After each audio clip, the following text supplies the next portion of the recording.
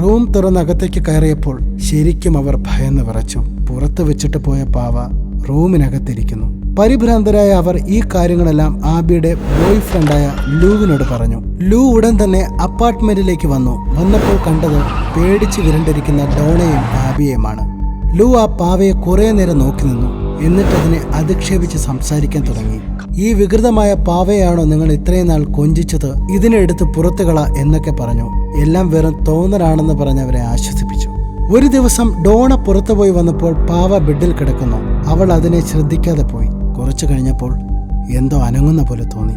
നോക്കിയപ്പോൾ പാവ ബെഡിൽ അനങ്ങുന്നുണ്ട്. പാവയ്ക്ക് ചലിക്കാൻ കഴിയുമെന്ന് അവൾ അവളുടെ കണ്ണുകൾ കൊണ്ട് ഉറപ്പിച്ചു. ഉള്ളിൽ ഭയമുണ്ടെങ്കിലും ഏറെ ധൈര്യം സംഭരിച്ച് അവൾ മെല്ലെ പാവയ്ക്കരികിലേക്ക് നടന്നു. പാവയെ കയ്യിലെടുത്ത ഡോണ അന്തം വിട്ടുപോയി. പാവയുടെ കയ്യിലും നെഞ്ചിലും മുഖത്തും രക്തമൊലിക്കുന്നുണ്ടായിരുന്നു. ശരിക്കും ഇതിന് പിന്നിലെ രഹസ്യം എന്താണെന്നറിയാൻ അവർ തീരുമാനിച്ചു.